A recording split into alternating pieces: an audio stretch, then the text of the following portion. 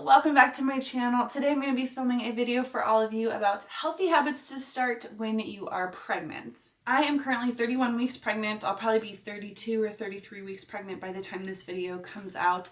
So we are kind of in the home stretch here of my third trimester, thinking a lot every single day about this baby coming, about what the postpartum period is going to be like, and just trying to be very intentional about my health, about my nutrition, all sorts of things of just how to make this a great pregnancy, have a healthy baby, and have a great postpartum period. Thank you so much for being here. Subscribe if you're new. And the question of the video today is, what kind of content would you like to see me create in the coming months, and maybe especially in the coming weeks?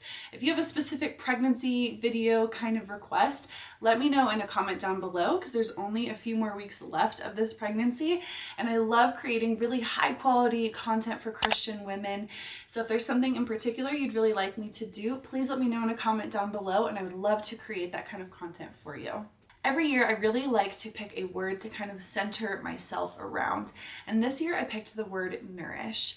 I felt like this year, after the last couple of years of just depletion and exhaustion, I really wanted to focus this year in on replenishment, on strengthening, on nourishing both myself, my relationship with God, my family, my pregnancy, our ministry here in Central Oregon, the church that we lead, really just wanting to nourish each of those things and each of those people with great care. So I'm so excited to be doing this video with you about healthy habits and ways that you can nourish your body, your pregnancy, your baby, and maybe even your family as well.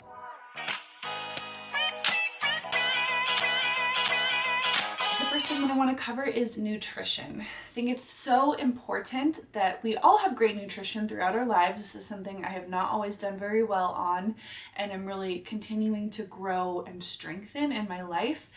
But I think that having great nutrition, having a great diet, and just the daily foods that you consume is so important, because you can't just eat junk food all day and then take a prenatal and think that, well, that's all I need to do. Like, that covers it. As long as I'm taking vitamins, then I can eat whatever I want. It really doesn't work like that. Food is your main source of nutrition and absorption for your body, what you consume, what you put into it. So making sure that the food that you eat, the things that you drink are very high quality and highly nutritious for you, especially during pregnancy, is so important. One of the things that I have been learning a lot about nutrition-wise is bone broth. Bone broth has so many great benefits for you and for your body and for your baby. I've really been trying to get more into the habit of basically cooking a chicken or bringing home a like roasted chicken, and then we use that meat for either soup or some kind of meal, you know, taking it off of the carcass, for lack of a better word, and then I boil that carcass in some water, and then I add a bunch of different things, whatever additional vegetables I have in my kitchen. It's a really easy thing to just throw vegetables in that are, you know, kind of on their way towards expiration as well, and then I just boil that for a few minutes, and then I let it simmer for a few hours. That process is going to extract all of the nutrients from the bone marrow of that animal that you are cooking. So you can do this with fish, chicken, like any kind of meat. You can do it with just vegetables. It's just a really great way to extract nutrients from the food that you already are going to consume, and then it kind of creates this much thicker broth version of it, and you can use that in so many different recipes. It's just highly nutritious for you and really replenishes the minerals and the vitamins and all these different things that you can get and extract from that itself. It goes right back into your body. So bone broth has been a really awesome thing that I've been doing more and more. I just keep a whole jar of it in my fridge to add to meals when I'm ready for it. It'll last a couple of days, or sometimes I'll even just warm it in a nice little like cup and just sip on some broth, and it's so delicious. It's so good, and it's just a really great addition for many different kinds of meals. Whenever I have leftovers, I will just freeze that into a bag and put it in the fridge and save that for either later in my pregnancy or those early postpartum days when your body is extremely depleted of minerals because you just lost a bunch of blood and your whole baby just came out. Your body is in great need of replenishment. So I basically use that bone broth to cook meals for my family for a dinner, and then whatever leftovers I have of that meal, as well as just extra bone broth from when I make that, which is typically about once a week, I just stick it in the freezer and I label it and save it for later. I'm going to go ahead and link above right here one of my previous videos, which is all about postpartum recovery, how I'm preparing for it, things that I'm doing now in my 3rd trimester to get ready for that postpartum period. One of the books that I'm reading right now and really enjoying is called The First 40 Days. This book is all about the nourishment and care and just the replenishment of a mother after birth. I love it because it talks about how different cultures really embrace and wrap their arms around and support and care of new mothers in those first 40 days in particular, but different cultures have different lengths of time of how long they really focus in and take care of that mother. This book is filled with amazing recipes, both for like tea infusions, smoothies, lactation cookies, bone broth recipes, so many other things. It's just so great, and you can get it for free from your local library. I just would really highly encourage you to read this book, especially if you are in your 3rd trimester and starting to create some freezer meals for yourself and starting to talk to your birth team about what kind of support you think you're going to need in those early weeks. It's just a really, really great book for you to read as a mom, and even to give to some of the people in your life that you think will be your greatest support in those early days. Maybe that's your spouse, maybe it's your mother, your mother-in-law, talking about it with your birth team, your midwife, things like that. It's just such a great book and I highly recommend it. The last thing I want to say with nutrition is that after my last birth, I actually met with a nutritionist to talk with her because I was just feeling so stressed about retaining all of this weight from my pregnancy, feeling like, you know, why is this so difficult to lose weight? It had been about 6 months after my baby was born, and I was just feeling frustrated with my body and with, you know, having these very high expectations of that I need to, you know, be stronger and bouncing back and all these different things. And it was so encouraging because she really just helped me to focus in more and see the significance of taking care of my body, of what things that I put into it,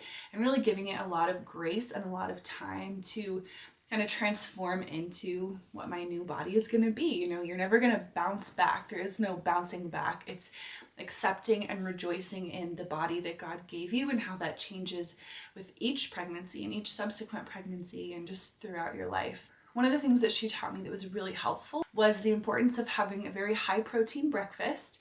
That's going to help a lot with dizziness and just a lack of energy later throughout the day. So having really high protein breakfast rather than high like starches and sugars, focusing in more on like, you know, eggs, nuts, peanut butter, things like that that are really going to kickstart your day and get it going strong, as well as making sure that my plate, like my meal plate, is going to be half vegetables, 1/4 protein, and 1/4 carbs and starches.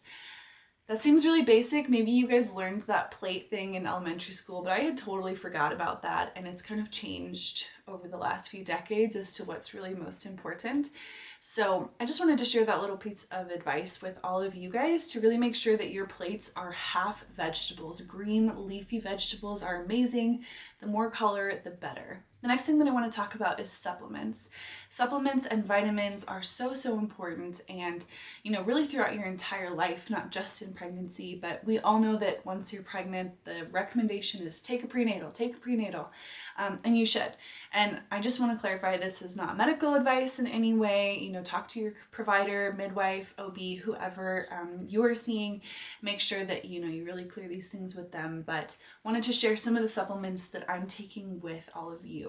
I mentioned some of these in my previous video that I'll link above here. That was my 2nd trimester pregnancy update video. I talked more in depth about some of the vitamins and different things that I'm taking. But in this pregnancy, I have been taking a calcium magnesium powder form in, you know, a small glass of juice every day. And the reason for that is that calcium magnesium sources like that are evidence-based to lower your risk of hemorrhage. And really great nutrition throughout your entire pregnancy lowers your risk of hemorrhaging after birth significantly. So having, again, great nutrition is most important, but in addition, supplements, meaning like additives to great nutrition, the calcium magnesium is supposed to help lower your risk of hemorrhaging after birth. I also upgraded my prenatals. I was taking the, I think it's called Nature's Made or Nature's Path prenatals from Costco. Learned a little bit more about that and just decided to kind of upgrade from there. Tried out the, I think they're called Smarty Pants gummy prenatals, and then kind of upgraded again to this brand called Thorne Prenatals, which is the same brand that I use for my calcium magnesium. Just a really great brand, and so I decided to get some of those off of Amazon. They come in little gel capsules and just are a higher quality and more additive free prenatal. In addition to that, I also take vitamin D3, vitamin B, vitamin C, and omega-3 every single day. The third healthy habit that I want to talk about is movement. Now, we all know that exercise is important, and exercise can feel really daunting when you're pregnancy. It was for me, it still is for me, because I am tired and I chase my toddler around what feels like enough as it is already, but really the importance of movement is so crucial to your pregnancy, to your ability to birth your child, and in that postpartum period. One of the things that I've been doing is just taking a daily walk. Saoirse's a little bit older, so she doesn't love being in the stroller right now, but we're kind of working up to longer and longer walks in the stroller again. So we just walk around our neighborhood typically once a day. I try to make it as long as I can for my personal benefit. It's kind of as long as she'll let me, we try to walk for.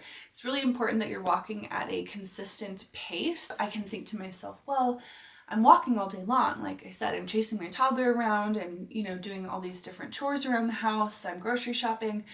But really the importance is that you're taking a long walk at a consistent pace. So sometimes if Saoirse wants to get out of the stroller and play with rocks or something, I will keep like walking in circles around her as she's sitting and playing, because I want her to enjoy that walk, but I also really need the benefit of keeping my heart rate up and building up my endurance a little bit more and more every day. Another thing that I'm doing is the leaning inversions that are really outlined and kind of go more in depth. You can find info on the Spinning Babies website. I learned about inversions first in my last pregnancy with Saoirse because she was breech until about, I think, 37 or 38 weeks. It had been a while and I was starting to get pretty nervous about it. So I started doing leaning inversions and a bunch of different things from Spinning Babies to get her flipped. And I did it for about 3 days pretty rigidly, and she flipped that third day right before my ultrasound appointment, where they were basically going to tell me like, yeah, we're going to have to schedule you for a C-section or whatever. So grateful she did flip, but this time around I'm trying to really do those. I typically do them about once a day, and this is basically going to just stretch and relax and open up a lot of those muscles in your pelvic floor and in your pelvis and in your hips as well, and just make room for baby to get their head down into a great position. I love this position so much. You do get a little bit lightheaded at first when you do it being upside down, but eventually, you know, your brain and your body kind of realizes this is an intentional move and it'll go away after about 30 seconds. So I typically do that for anywhere to 30 to 60 seconds once a day, just leaning over on the couch. Do this really slowly if you're going to try this at home. I wouldn't do it by yourself until you've kind of gotten the hang of it a few times. So just have your husband or something there with you to help you get into that position safely and come out of that position safely. But that has really helped to just get baby into a great posterior position. Another thing that I'm doing is just trying to sit in a squatting position as much as possible. I do this sometimes while I'm just giving Saoirse a bath in the evenings. I just sit next to her on the floor in a deep squat, and I'll stay there for anywhere from 3 to 5 minutes, sometimes longer. Just kind of embracing and opening up some of those muscles and getting used to being in that position more for birth. It's a really ideal position for birth, and so I need to kind of prepare my body to be in that position for longer periods of time. I also use a foam roller that was recommended to me by my chiropractor. I go see a great chiropractor and massage therapist about every 3 to 4 weeks during this pregnancy. I'm so grateful that my insurance covers that. If yours does, I highly recommend it. Just getting adjusted, getting some time to relax, get some really high intense oxytocin boosting time like a massage can be so helpful, especially in these last few months and weeks of pregnancy. But along with those things, like I said, she really recommended using a foam roller. I also saw a pelvic floor specialist after my last birth, and she really recommended using a foam roller. So I've enjoyed that a lot, especially on some of my lower back where there's a lot of compression starting to form as my belly gets bigger and my back starts to want to sway inward more and more. Being able to just roll out my lower back and get some of that release in there, as well as my upper back and shoulders, things start to kind of hunch over. That happened a lot during when I was nursing as well. Your whole body tends to just start to kind of like fold forward more as you're carrying your baby, you're nursing your baby, everything feels pulled downwards. And so it's so important to just get some great stretching and foam rolling in to work and release some of those muscles. It's basically like a free massage at home. It's kind of intense and painful, but it's so good for your muscles. Stretching is another really great way to just keep your muscles loose, keep your body loose, and just prepare for that birth time. A really simple stretch that I love to do is just raising one of my arms over my head, grabbing my wrist in the other hand and starting to kind of pull it upwards ever so slightly. That release down through my arm and in my side body is glorious. So that, among many other stretches, like I mentioned, squats and other things, are really helpful for birth. And the last bit of movement that I want to talk about is just having a great exercise ball at home. I had one in my last pregnancy, but this time I realized it was just too small. I was sitting too low. My knees were up higher than my pelvis, which is not ideal for, getting things into the right position for birth. So I ended up upgrading to a much larger exercise ball. It feels humongous, but I am 5'10", so having the right size ball, making sure it's big enough is really important to me.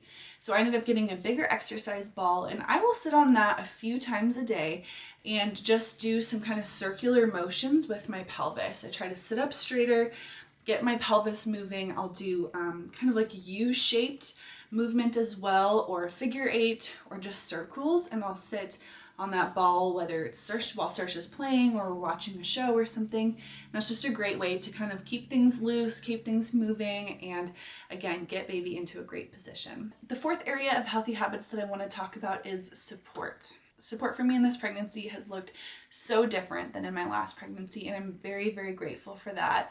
I've really enjoyed having a doula this time. She is incredible, and I just feel like God has blessed us with an amazing birth team. So I love meeting with my midwife and my doula. She is basically there for me multiple home visits before birth, during birth, and then some postpartum visits as well. So I'm just incredibly grateful to God for the birth team that He's surrounded us with. I also mentioned before that I have a lactation specialist that I'm going to see that helped me so much with Saoirse and my nursing journey with her, which was incredibly difficult. So I'm really grateful that I have someone that I already know and I'm comfortable with that I'm going to start seeing again after this pregnancy. Support after birth can be really challenging because it requires asking for help as well as knowing what is and is not helpful for you personally, because that is going to look different for every single mom and every single relationship that she has in her life. It's going to look a little bit different. So really figuring out and deciding and thinking through like what is going to be helpful. If I've already had a child before, what was helpful last time and what wasn't? And how can I communicate that to my support team and the people that are in my life? How can I, really even just be humble and ask a friend, hey, would you mind setting up a meal train for me? Like if it's from the women in your church, maybe it's a few of your coworkers or friends, or if you're a part of a mom's group or something, having the humility to ask for help is challenging, but I would really encourage you to do that sooner rather than later so that they can have time to think through and figure out how to do that. And even give them some meal ideas. Like, here's what would be really helpful. I would love just some chicken noodle soup, or I would love anything like that, you know. And that might even just look like them coming over to your home before birth and having a cooking day together where you cook a bunch of your favorite meals and freeze them and put them into your freezer and label them together, and just have a great day together like that. Maybe that's what would be more helpful for you.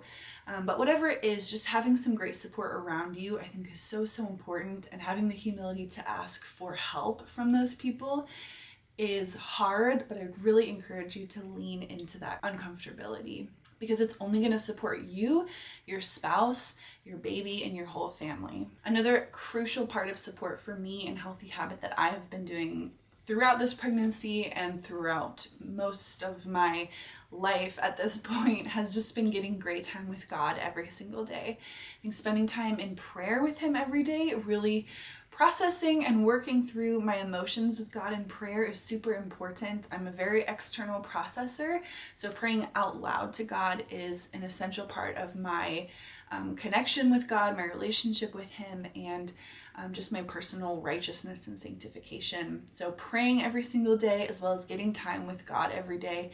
Sometimes that looks like 5 minutes of reading my Bible while Saoirse's watching Mr. Rogers, and you know, I'm both being a mom and getting time with God at the same time. So some of those days is a little more challenging, and sometimes I get a couple of hours to myself to just really sink into a great time with God and into my Bible. So whatever time that looks like, make it a point in your daily life to get some quality, alone, quiet time with God if possible. The last area that I want to talk about in healthy habits of pregnancy is education. Education is an incredibly empowering thing to have throughout your life, but especially when it comes to your pregnancy and childbirth. Pregnancy and childbirth can feel very confusing and mysterious, and a lot of us just go into it very unprepared and kind of give away all of the responsibility of our birth and our pregnancy to our providers and just hope that, well, if there's something I should be doing, they'll tell me what to do. And I think it's really important as moms that we take back that responsibility for ourselves and for our own families and children, and really learn what's happening to my body, what's going on. When I go into labor, what does that mean? What is my uterus doing when it's contracting? Why is it contracting? You know, what is the difference between effacement and dilation? And why is dilation not everything? Like, that's not the only thing that's important. I think that's really, really crucial, because it will help you to feel much more confident as a mom, especially during labor. It will help you to feel much less afraid, which will, in the long run, you know, help you to have a much more successful birth and postpartum period. The hard thing about this is that it requires you to really do the work yourself, to take back that responsibility and to dive into books and YouTube videos and childbirth education classes and so much more. And I just highly, highly recommend that you take the time to do this. You're going to feel so much more confident as a mom, and as a woman and as a pregnant woman to really know what's going on with yourself. But it requires you to seek out that information and make time for it. In my first pregnancy, I thought that I really did that. And I think I gave it my best shot, but there's so much that you learn from that first pregnancy and birth. And I think if you're a second time mom, you know, like, you had such a learning opportunity to look back on. So this time around, I've really been diving into kind of a whole different genre of pregnancy books and education videos. I have been learning a lot more about natural childbirth, home birth, because we are planning a home birth this time around and we had a hospital birth last time. So I've really gone a very different direction in the way that I educate myself and what kinds of books that I'm reading. But it's been incredible. Like, I feel so joyful and excited about the idea of giving birth and giving birth at home, as unmedicated and undisturbed as possible. I've mentioned this book before, but Ina May's Guide to Childbirth has been an incredible book for me. It's just filled with positive birth stories from the first half of it, as well as a lot of really, really great helpful techniques in the second half of the book of how to, you know, actively open and soften your cervix with things that you're physically doing with your body, as well as so many other things. So I'd really encourage you to read that book, as well as another book called Childbirth Without Fear, I just think that books are so helpful, and there's a bunch of them that come through audiobook versions, which if you're a mom is really helpful as well. So reading a lot of books, listening to podcasts, listening to positive birth stories, I just think is a very empowering and educating thing that you can do, and a very healthy thing that will prepare you both for a great pregnancy, a great birth, and a great postpartum period. Thank you so much for watching. I hope this video was helpful for you. If you're new, again, be sure to subscribe and hit the thumbs up button down below, and I will see you in my next video.